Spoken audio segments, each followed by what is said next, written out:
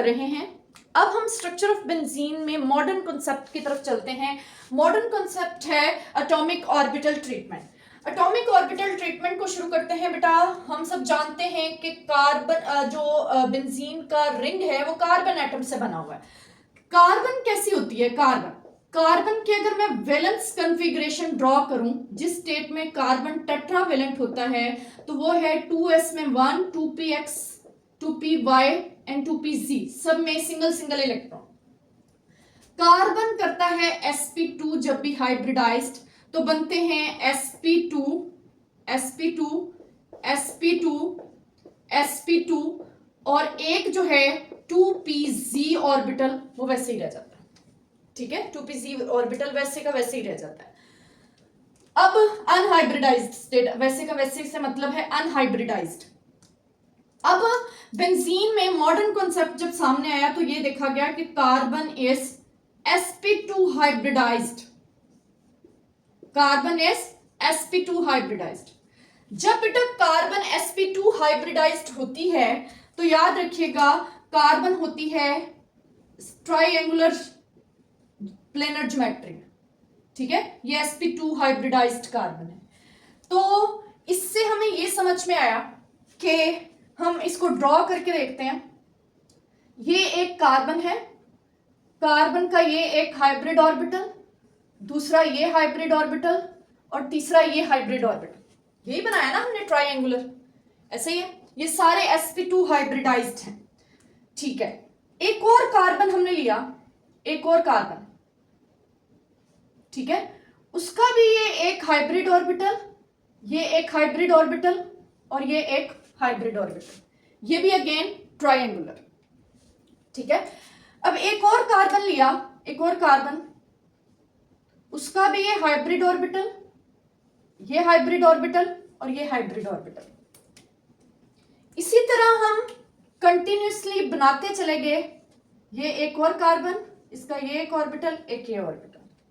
जब हमने continuously draw किया बेटा तो कुछ बातें हमें बहुत अच्छे से क्लियर हुई, वो हम देख लेते हैं। वो कौन सी हैं? देखें, चलें, ये देखिए 6 कार्बन एटम्स हैं, 6 कार्बन एटम्स हैं और 6 के 6 sp2 हाइब्रिडाइज्ड हैं। बेटा ये हाइब्रिड जो ऑर्बिटल है इसमें कार्बन के 3 हाइब्रिड ऑर्बिटल्स हैं, 2 जो हैं वो साथ वाली कार्बन के साथ सिग्मा बॉन्ड बना रहे हैं, साथ वाली एडजेसेंट कार्बन के साथ। ठीक है, और एक जो है वो बाहर हाइड्रोजन के साथ सिग्मा बॉन्ड बना रहा है। इट मींस एक कार्बन 3 सिग्मा बॉन्ड्स बना रही है। एक carbon forms 3 sigma bonds, 3 sigma bonds. उन 3 सिग्मा बॉन्ड्स में से 3 में से 2 with adjacent carbon atoms, 2 with adjacent carbon atoms and एक किसके साथ है? हाइड्रोजन के साथ, and 1 with hydrogen, 1 with hydrogen atom. Her carbon, फिर से बता दूं, 3 सिग्मा बॉन्ड बना रही है, 3 सिग्मा बॉन्ड, जिसमें से 2 जो हैं वो एडजेसेंट कार्बन एटम्स के साथ हैं और एक जो है वो हाइड्रोजन के साथ है। ठीक है, इस तरह मींस यहां पर हर कार्बन के ऊपर एक हाइड्रोजन के साथ सिग्मा बॉन्ड बन रहा है। ठीक है, ये साइड्स पर सिग्मा बॉन्ड बन रहा है हाइड्रोजन के साथ। ओके, ये है सिग्मा फ्रेमवर्क ऑफ बेंजीन।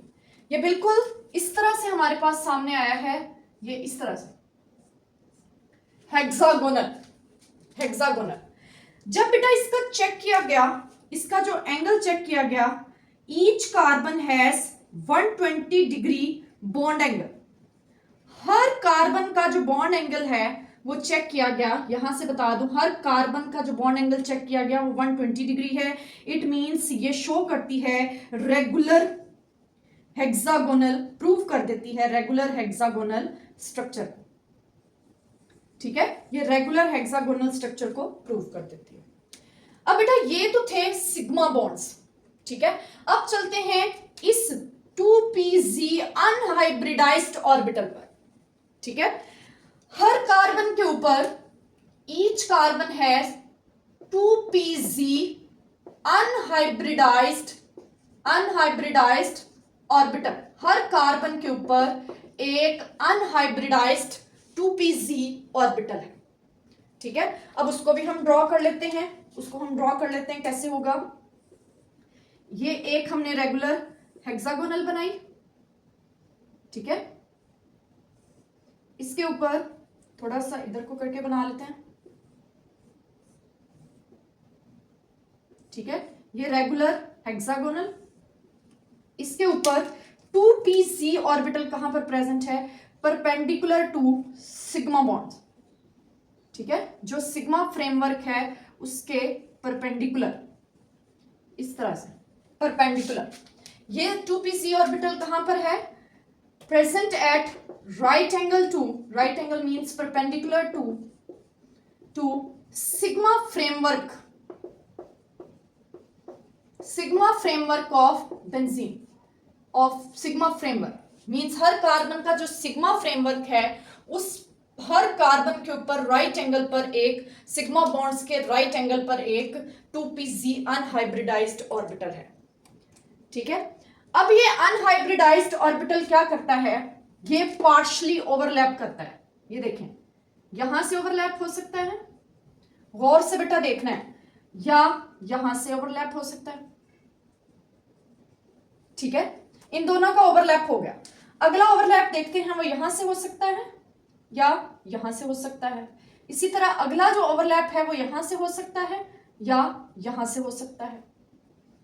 ठीक है, इट मींस जब ये होगा तो इस तरह से पाई बॉन्ड सामने आएंगे, एक यहां पर, एक यहां पर, एक यहां। ओके, ये पार्शियल ओवरलैप है। बेटा क्या फिक्स्ड है कि यही ओवरलैप हो सकता है, नो। ये देखिए यहां पर भी ओवरलैप शो हो सकता है, ये देखें साथ साथ है ना, एडजेसेंट है। ये देखिए यहां पर भी ओवरलैप शो हो सकता है, ये देखिए ओवरलैप, ये देखिए ओवरलैप। इट मीन जब इस तरह का ओवरलैप होगा तो बेंजीन का स्ट्रक्चर कुछ यूं हो जाएगा ऐसे, ये देखें यहां से ओवरलैप, ठीक है, या यहां से ओवरलैप, तो मींस कहीं से भी ओवरलैप हो सकता है। ठीक है, तो इसको हम कहते हैं कि these 2pz orbitals partially overlap. Partially overlap का मतलब है कि उनका ओवरलैप फिक्स्ड नहीं है कि वो किसके साथ ओवरलैप करेगा। साथ वाले इधर के साथ भी कर सकता है, राइट भी कर सकता है, लेफ्ट भी कर सकता है। ठीक है, ऊपर और नीचे भी कर सकता है, ऊपर और नीचे भी। तो partially overlap to form a continuous sheath of electron cloud की एक कंटिन्यूस शीथ बन जाती है। ये शीथ बन चुकी है, देखें इलेक्ट्रॉन जो है ये हर तरफ से, ये देखें इलेक्ट्रॉन इस तरह से, ये देखिए इलेक्ट्रॉन नीचे भी इसी तरह, ये इलेक्ट्रॉन, ये एक शीथ से बन रही है, इलेक्ट्रॉन्स की मूवमेंट हो रही है। इसको हम ड्रॉ करके देखते हैं। ये सिग्मा फ्रेमवर्क अगेन, इसके ऊपर इसमें इलेक्ट्रॉन जो है अबव और बिलो द सिग्मा बॉन्ड्स के अबव और बिलो ये एक शीट सी बन जाती है। इलेक्ट्रॉन क्लाउड अबव और बिलो द सिग्मा फ्रेमवर्क के अबव और बिलो में ये एक continuous sheath of electron cloud हो जाता है। इससे हमें ये समझ में आया कि बेटा इलेक्ट्रॉन जो हैं, ये जो पाई इलेक्ट्रॉन है 2pz ऑर्बिटल्स के इलेक्ट्रॉन्स हैं, अनहाइब्रिडाइज्ड ऑर्बिटल में जो इलेक्ट्रॉन्स है वो फिक्स्ड नहीं है कहीं पर।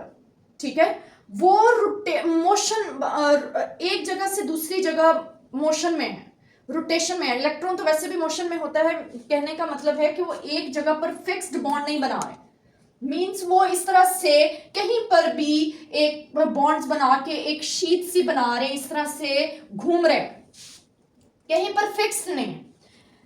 जब ये फिक्स्ड नहीं है तो हम इनको कहते हैं ये जो इनकी ओवरलैपिंग है ये हमें डीलोकलाइज्ड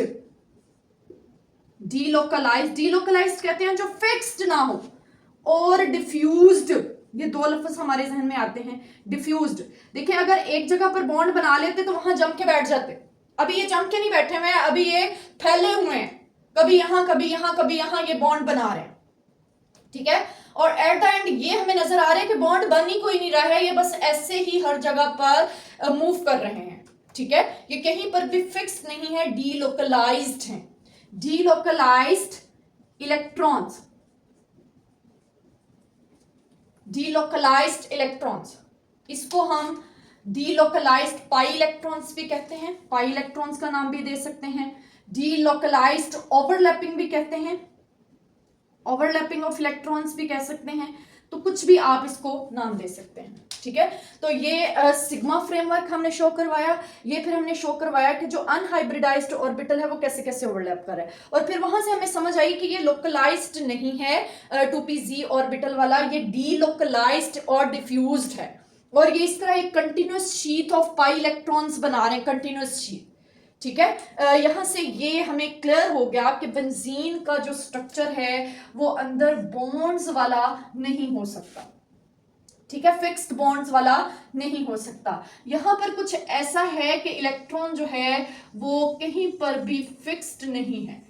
यहां से बेटा ये पहली बार ये कॉन्सेप्ट आ गया था कि इलेक्ट्रॉन जो है वो फिक्स्ड नहीं है, वो डीलोकलाइज्ड है। हम ये नहीं कह सकते कि ये इलेक्ट्रॉन इन दो कार्बन के दरमियान ये दो इलेक्ट्रॉन बॉन्ड बना रहे हैं, ऐसा नहीं है। तो इलेक्ट्रॉन जो है वो फिक्स्ड नहीं है, वो डीलोकलाइज्ड है। यहां से एक कॉन्सेप्ट आ गया था कि कैक्यूल के स्ट्रक्चर में जो फिक्स्ड बॉन्ड लगाए जाते हैं वो ठीक नहीं है, बल्कि इलेक्ट्रॉन जो है हमें इस तरह सर्कल से शो करवा देने चाहिए। इस सर्कल के शो करवाने को हम क्या कहते हैं, इसको कहते हैं रेजोनेंस। ये हम डिस्कस करते हैं स्टेबिलिटी ऑफ बेंजीन के जरिए, ठीक है। अब हम एक्सप्लेन करते हैं स्टेबिलिटी ऑफ बेंजीन।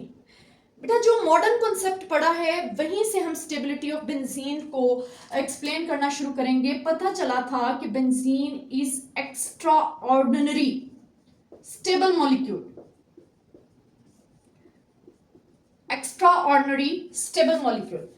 बेटा कैक्यूल के स्ट्रक्चर को देखकर ये लगता था कि 3 डबल बॉन्ड्स का होना अनस्टेबिलिटी, हाईली अनस्टेबल कंडीशन को शो कर रहा है, लेकिन बेंजीन को जब एक्चुअली देखा गया तो वो एक्स्ट्रा ऑर्डिनरी स्टेबल मॉलिक्यूल था। यहां से ये जहन में आया था कि बेंजीन का स्ट्रक्चर ही एक्चुअली सही डिफाइन नहीं हुआ है, तो बेंजीन में पाई बॉन्ड्स नहीं होते हैं, ठीक है। स्टेबिलिटी ऑफ बेंजीन में भी हम यही डिस्कस करेंगे कि क्या बेंजीन के अंदर पाई बॉन्ड्स होते हैं या कुछ और होता है। कुछ और क्या होता है वो अभी हम डिस्कस कर आए हैं। एक्चुअली बेंजीन में डीलोकलाइजेशन होती है, delocalization of electron cloud, 2pz unhybridized orbital electron cloud जो बना रहे हैं वो डीलोकलाइज्ड होता है, एक जगह पर फिक्स्ड नहीं होता, ठीक है। इस वजह से ये रीजन है एक्स्ट्रा ऑर्डिनरी स्टेबिलिटी, ठीक है, ये रीजन है। इसके बाद हम ये जो स्टेबिलिटी है इसको डिटरमिन करेंगे। Stability of benzene can be explain, इसको हम एक्सप्लेन करेंगे, can be explain by comparing it with hypothetical compound। hypothetical कहते हैं फर्जी। हमने फर्ज कर लिया कि कोई एक कंपाउंड है 135 साइक्लो हेक्सा ट्राइइन, हमने फर्ज कर लिया कि ये कोई एक है। अब ये कौन है, यही है साइक्लो हेक्सा 135 ट्राइइन। आप कह रहे हैं फौरन से कह रहे हैं ये तो बेंजीन है। नो बेटा, हमने इसको बेंजीन कंसीडर कर लिया है और चेक करना है कि क्या ये हमने ये इमेजिन कर लिया है, ये सपोज कर लिया है कि ये बेंजीन है, फर्ज कर लिया हाइपोथेटिकल कंपाउंड कि ये बेंजीन है। क्या चेक करते हैं, प्रूफ करते हैं कि क्या ये बेंजीन है एनर्जी के जरिए। कैसे इसको हम एक्सप्लेन करने वाले हैं, इसको एक्सप्लेन करने वाले हैं बाय हीट ऑफ हाइड्रोजनेशन। हमने कंपेयर करनी है हीट ऑफ हाइड्रोजिनेशन सबकी, heat of hydrogenation delta H सबकी हमने ये एक्सप्लेन करनी। तो सबसे पहले हमने ले लिया, सबसे पहले हमने एक कंपाउंड लिया साइक्लोहेक्सा हेक्साइन, हेक्सीन जिसे हम कह रहे हैं, साइक्लोहेक्सीन, एक डबल बॉन्ड वाली हमने कोई कंपाउंड ले लिया, ठीक है। इसकी हाइड्रोजिनेशन करवाई, ये कन्वर्ट हो गया साइक्लोहेक्सेन में, साइक्लोहेक्सेन, हेक्सेन, ठीक है। इसके लिए जो डेल्टा एच की वैल्यू हमारे पास आई वो है माइनस, एक्सोथर्मिक है, -119.5 किलो जूल पर मोल, ये वैल्यू आई, ठीक है। फिर हमने कहा कि अच्छा ये तो एक डबल बॉन्ड वाला था, अब हम दो डबल बॉन्ड ले लेते हैं। इसके लिए हमें 2H2 बैलेंस करनी होगी इक्वेशन, और ये साइक्लोहेक्सेन बन गया। इसका नाम है इसको कह देते हैं 1,3 साइक्लोहेक्साडाइइन, और इससे क्या बन रही है, साइक्लोहेक्सेन बन रही है। इसके लिए जब डेल्टा एच कैलकुलेट की गई, इसका बेटा आपने देखना है, हमने इसको दो बॉन्ड्स लिए हैं, तो सबने ये सोचना शुरू कर दिया कि इसके लिए जो डेल्टा एच की वैल्यू होगी वो कितनी होगी, एक बॉन्ड के लिए जितनी थी उसका डबल, ऐसा ही है ना, एक बॉन्ड के लिए, एक बॉन्ड जब था साइक्लोहेक्सीन थी, एक बॉन्ड के लिए जितनी एनर्जी थी उसका ये डबल होगी। तो 2 इंटू -119.5, आंसर आ गया -239 किलो जूल पर मोल, ये आ गई डेल्टा एच कैलकुलेटेड, ये हमने खुद से कैलकुलेट कर। लेकिन बेटा जब डेल्टा एच ऑब्जर्व की गई, एक्सपेरिमेंटली ऑब्जर्व की गई, तो वो आई -231.5 किलो जूल पर मोल। ऑब्जर्व, एक्सपेरिमेंटली, एक्सपेरिमेंटली जब देखा गया, ऑब्जर्व का मतलब है एक्सपेरिमेंटली, एक्सपेरिमेंटली, तो ये वैल्यू आई। यहां से अब एक चीज सामने आई कि ये कैलकुलेटेड में और ऑब्जर्व्ड वैल्यू में डिफरेंस क्यों है। तो यहां से समझ में आया कि कहीं ना कहीं इस डिफरेंस की वजह है कॉन्जुगेट डबल बॉन्ड्स, इसकी वजह है conjugate double bonds. Conjugate double bonds जो हैं वो कुछ हद तक स्टेबल होते हैं, then isolated double bonds, isolated double bond, ठीक है, आइसोलेटेड डबल बॉन्ड्स। ये देखें, कॉन्जुगेट कहते हैं डबल सिंगल डबल, ये जो एक पैटर्न बनता है कॉन्जुगेशन बेटा कहते हैं डबल सिंगल डबल, इसको कॉन्जुगेशन कहते हैं, कॉन्जुगेशन, ठीक है। कॉन्जुगेशन स्टेबिलिटी की वजह है, इसको हम मजीद भी बाद में एक्सप्लेन करेंगे। कॉन्जुगेशन इस स्टेबिलिटी की वजह है, और स्टेबल होने की वजह से इसकी हीट ऑफ हाइड्रोजिनेशन कम है जितनी हमने एक्सपेक्ट की थी। चल, उसके बाद हमने हाइपोथेटिकल कंपाउंड ले लिया, हाइपोथेटिकल कंपाउंड ये है 1,3,5 साइक्लोहेक्साट्राइइन। इसमें कितने H2 बैलेंस के लिए चाहिए थे, इसके लिए चाहिए थे 3, और ये बन गई साइक्लोहेक्सेन। बेटा हाइड्रोजनेशन के लिए हमने प्लेटिनम कैटलिस्ट यूज किया है, प्लेटिनम कैटलिस्ट, ओके। अब हम इसकी डेल्टा एच की वैल्यूज देखते हैं। इसके लिए डेल्टा एच की वैल्यू जो कैलकुलेट की गई, डेल्टा एच, ठीक है। चलिए मैं इससे पहले एक और बता दूं कि ये हाइपोथेटिकल कंपाउंड है, साथ ही हमने बेंजीन की भी, ये तो हमने खुद से सपोज कर लिया ना, एक्चुअल में बेंजीन की जब हीट ऑफ हाइड्रोजनेशन की गई तो वो अभी हमें बेंजीन का स्ट्रक्चर नहीं क्लियर है, तो हमने सिंपल बेंजीन लिख दिया। यहां से फिर हमने वैल्यूज लिखी कि डेल्टा एच कैलकुलेटेड कितनी है। हमने कहा कि अगर एक पाई बॉन्ड के लिए -119.5 है तो 3 के लिए कितनी होगी, वो हो जाएगी 358.5 किलो जूल पर मोल, ठीक है। ये किसके लिए है, इस हाइपोथेटिकल कंपाउंड के लिए कि 3 पाई बॉन्ड्स हैं इसमें, तो इसकी इतनी होनी चाहिए। लेकिन बेटा जब बेंजीन की हमने हमने डेल्टा एच ऑब्जर्व की तो बहुत ज्यादा हैरान हो गए। थी तो वो एक्सोथर्मिक ही, लेकिन बहुत ही कम थी, that is 208.5 kilo joule per मोल। वो तो 2 बॉन्ड्स वाले से भी कम थी। ठीक है, कॉन्जुगेशन की वजह से कम होती तो इतनी कम नहीं हो सकती थी। यहां कोई और रीजन है, कॉन्जुगेशन से भी बड़ा रीजन है, जिसकी वजह से इन दोनों में इतना डिफरेंस आया है। कितना डिफरेंस आया है? 150। मैं यहां पर लिख देती हूं, डिफरेंस आया है दोनों में। डिफरेंस ऑफ एनर्जी वो आया है हाइपोथेटिकल में, फर्जी में, और एक्चुअल कंपाउंड में। वो आया है 150.5 किलो जूल पर मोल का। That is huge difference, huge difference. ठीक है, ये इसकी वजह कौन है? इसकी वजह है डीलोकलाइजेशन। कॉन्जुगेशन बेटा स्मॉल पैरामीटर है, इसके मुकाबले में कम पैरामीटर है। इसकी रीजन है डीलोकलाइजेशन। इट मींस इसमें पाई बॉन्ड्स नहीं बनते। बेंजीन के अंदर ये जो हमने हाइपोथेटिकल लिया था उसके तो करीब करीब भी एनर्जी नहीं आई है। इट मींस इसमें पाई बॉन्ड्स होते ही नहीं है।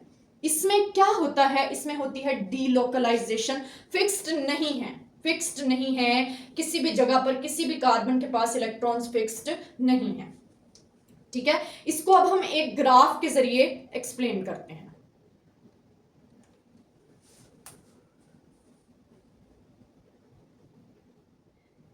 क्या है कि जब एक पाई बॉन्ड था, हमने यहां पर ले लिया एक पाई बॉन्ड, साइक्लोहेक्सीन की बात करें, साइक्लोहेक्सीन, उसकी जब हाइड्रोजनेशन करवाई तो उसके लिए एनर्जी आई -119.5 किलो जूल पर मोल। ठीक है, इतनी एनर्जी आई, और वो किस में कन्वर्ट होगी? साइक्लोहेक्सेन। जब हमने 13 साइक्लोहेक्साडाइइन की करवाई, उसकी हीट ऑफ हाइड्रोजन हमने चेक की तो वो ऑब्जर्व्ड लिख रही हूं, वो आई 231.5 किलो जूल पर मोल, और वो भी किस में कन्वर्ट होगी? साइक्लोहेक्सेन। किस में कन्वर्ट होगी? साइक्लोहेक्सेन। जब हमने हाइपोथेटिकल कंपाउंड को देखा, हाइपोथेटिकल कंपाउंड यही था, तो ये चूंकि फर्जी है इसलिए मैं डॉटेड लाइन से शो कर रही हूं। इसकी एनर्जी आई -358.5 किलो जूल पर मोल, और ये भी किस में कन्वर्ट हो गया? साइक्लोहेक्सेन। इसके बाद जब हमने एक्चुअल बेंजीन की देखी, एक्चुअल बेंजीन, तो उसकी हीट ऑफ हाइड्रोजनेशन आई, actual benzene, actual compound benzene, उसकी हीट ऑफ हाइड्रोजनेशन आई, उसकी हीट ऑफ हाइड्रोजनेशन आई -208 किलो जूल पर मोल, और ये भी किसमें कन्वर्ट हुई? साइक्लोहेक्सेन। बेटा ये जो हाइपोथेटिकल कंपाउंड में और एक्चुअल कंपाउंड में जो एनर्जी का डिफरेंस आ रहा है, इसे नाम देते हैं रेजोनेंस एनर्जी। रेजोनेंस एनर्जी, ठीक है, इसे नाम देते हैं रेजोनेंस एनर्जी। द डिफरेंस, इसको हम कैसे एक्सप्लेन करते हैं? ये बहुत इंपॉर्टेंट है बेंजीन के लिए ये phenomena, resonance energy. Resonance energy हमें यहां से समझ में आई कि ये डिफरेंस ऑफ एनर्जी है, the difference of energy, the difference of energy between a hypothetical compound, hypothetical compound, और hypothetical compound कौन सा है? कौन सा लिया हमने? वो लिया 135, फर्ज किया कि बेंजीन ऐसा हो सकता है cyclohexatriene, and actual benzene, actual compound, इस एनर्जी को रेजोनेंस एनर्जी कहते हैं, और फॉर बेंजीन इसकी वैल्यू होती है 150.5 किलो जूल पर मोल बेंजीन के लिए। ठीक है, 150.5 किलो जूल पर मोल। यहां पर आप लिख भी सकते हैं ये कितना डिफरेंस है, 150.5 किलो जूल पर मोल। अगली बेटा बात जो हमारे लिए बहुत ज्यादा इंपॉर्टेंट है वो ये है कि greater the value of resonance energy, जितनी किसी की रेजोनेंस एनर्जी ज्यादा होगी उतनी ही स्टेबिलिटी भी ज्यादा होगी। तो ये रेजोनेंस एनर्जी एक्चुअली रिस्पॉन्सिबल है for the stability of benzene. यहां से कॉन्सेप्ट आ गया कि बेंजीन के स्ट्रक्चर में रेजोनेंस पाई जाती है, रेजोनेंस, जिसकी वजह से वो हाईली स्टेबल मॉलिक्यूल है। ठीक है, रेजोनेंस एनर्जी से हमें जितनी ज्यादा रेजोनेंस एनर्जी होगी उतनी ज्यादा स्टेबिलिटी होगी। तो बेंजीन की रेजोनेंस एनर्जी वेरी हाई है, इसलिए बेंजीन बहुत ज्यादा, इस वजह से benzene is highly stable. Benzene बहुत ज्यादा स्टेबल मॉलिक्यूल है। ठीक है, अब ये जो रेजोनेंस का लफ्ज आया है, रेजोनेंस देख लेते हैं, रेजोनेंस होता क्या है। ठीक है,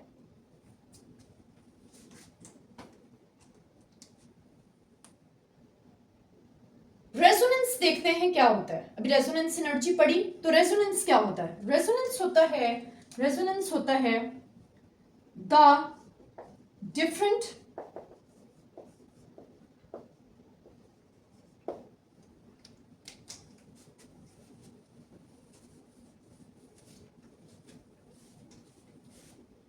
अभी हमने पढ़ा रेजोनेंस एनर्जी। अब देखते हैं कि रेजोनेंस होता क्या है। मैं बेंजीन के लिए 5 पॉसिबल स्ट्रक्चर्स ड्रॉ करती हूं। बेंजीन के लिए 5 पॉसिबल स्ट्रक्चर्स। अच्छा बेटा, आपको याद होगा कि हम पढ़ रहे हैं कि बेंजीन में कार्बन जो है वो sp2 हाइब्रिडाइज्ड है, जिसकी वजह से कार्बन का एक बॉन्ड जो है वो पाई बॉन्ड है, एक जो इलेक्ट्रॉन है वो पाई इलेक्ट्रॉन है, अनहाइब्रिडाइज्ड है। ठीक है, ये मैंने इसके हर कार्बन का एक एक जो इलेक्ट्रॉन है उसे शो करवा दिया। ठीक है, अब ये इलेक्ट्रॉन कहां कहां बॉन्ड बना सकता है देख लेते हैं।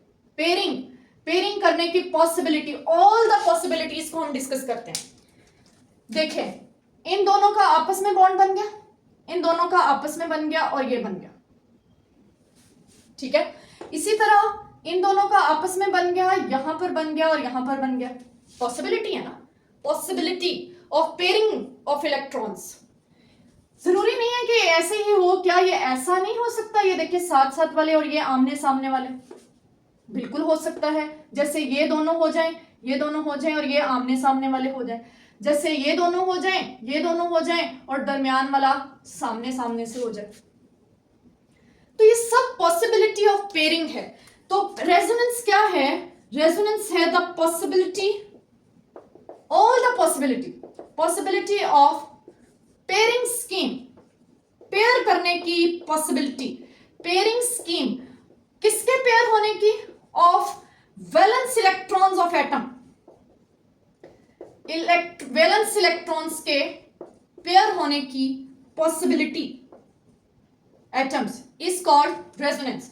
इस फिनोमिना को रेजोनेंस कहते हैं। ठीक है, और इससे जो स्ट्रक्चर्स हमारे सामने आते हैं उसको कहते हैं रेजोनेटिंग स्ट्रक्चर्स। ये जो स्ट्रक्चर्स आए हैं पॉसिबिलिटी से, स्ट्रक्चर्स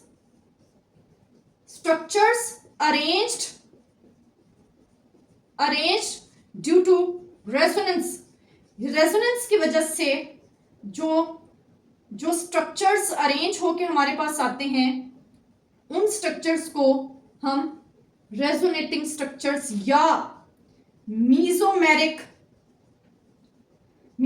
स्ट्रक्चर्स कहते हैं। और इनको एक दूसरे से शो करवाया जाता है, represented by double head arrow, ऐसे डबल हेड, दोनों साइडों पर हेड। मींस अगर ये रेजोनेटिंग स्ट्रक्चर्स हैं तो हमें कैसे पता चलेगा? इनके दरमियान में डबल हेड एरो लगा दें। ठीक है, इनमें से जो पहले 2 स्ट्रक्चर्स हैं वो आपको पता है किसने दिए थे? केक्यूल।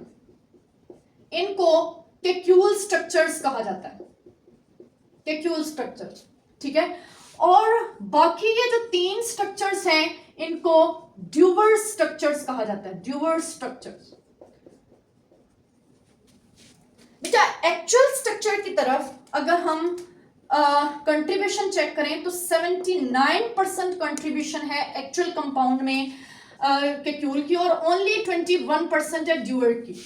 ड्यूवर की इतनी कम क्यों है? क्योंकि बेटा इसमें a one bond length is larger than, one bond length is larger than other two, larger than other two। बाकी दोनों से एक बॉन्ड लेंथ जो है आप देखें वो ज्यादा लंबी है, और ऐसा रेयर होता है, ऐसा ज्यादा पॉसिबल नहीं है, ठीक है, इसके चांसेस कम है। तो ड्यूवर स्ट्रक्चर और कैक्यूल स्ट्रक्चर, इन दोनों से हमें ये समझ में आया कि बेंजीन का जो स्ट्रक्चर है, बेंजीन का जो स्ट्रक्चर है वो चेक करें, वो चेक करें। क्या ऐसा नहीं है कि ऐसा ऐसा ऐसा ऐसा ऐसा ऐसा, या फिर ऐसा ऐसा ऐसा? ये समझ में आया। देखें पहले वाले तीन ये और ये, अगले वाले तीन ये और ये, अगले वाले ये और ये, अगले वाले ये और ये। देखिए सारे बॉन्ड्स एक ही डायग्राम में हमने शो करवा दी, ठीक है। अभी तक इन पांचों को मिलाकर ये एक रेजोनेटिंग स्ट्रक्चर हमने बनाया। ऐसा हम बनाते नहीं है, हम अलग अलग ही शो करवाते हैं। ये वैसे मैंने आपको बना के दिखा दिया, ये इन सब का मिक्सचर है, मिक्सचर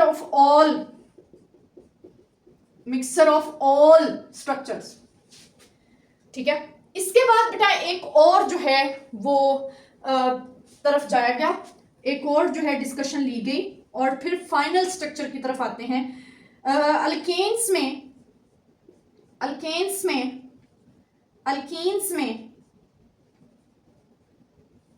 और अल्काइंस में जो कार्बन लेंथ है, कार्बन बॉन्ड लेंथ वो है 1.54 एंगस्ट्रम, किसमें? अल्केन्स में। और अल्कीन्स में 1.34 एंगस्ट्रम, और अल्काइंस में है 1.20 एंगस्ट्रम। अब हम चलते हैं जिसको हम पढ़ रहे हैं एक्चुअल बेंजीन की तरफ। तो बेंजीन में कार्बन की जो बॉन्ड लेंथ है वो है 1.397 angstrom. 1.397 is in between the alkanes and alkenes. यही समझ में आया ना? In between the alkanes and alkenes,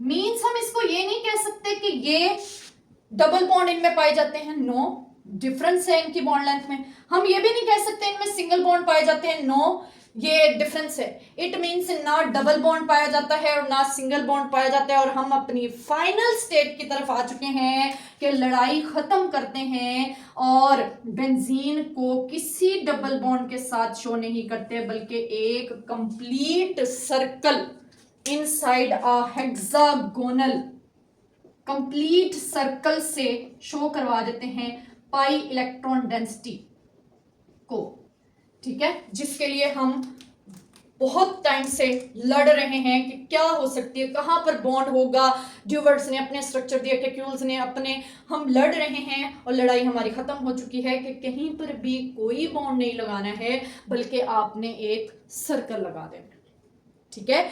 तो ये स्ट्रक्चर ऑफ बेंजीन का एक बड़ा सा टॉपिक खत्म हो चुका है। आपने इसको प्रिपेयर कर लेना है। इसमें कैक्यूल स्ट्रक्चर भी लॉन्ग क्वेश्चन है, मॉडर्न कॉन्सेप्ट भी लॉन्ग क्वेश्चन है, और स्टेबिलिटी ऑफ बेंजीन भी लॉन्ग क्वेश्चन है, और अच्छे से तैयारी रखनी है। हम फिर इसके बाद प्रिपरेशंस की तरफ जाएंगे। अपना ख्याल रखिएगा। अल्लाह हाफिज।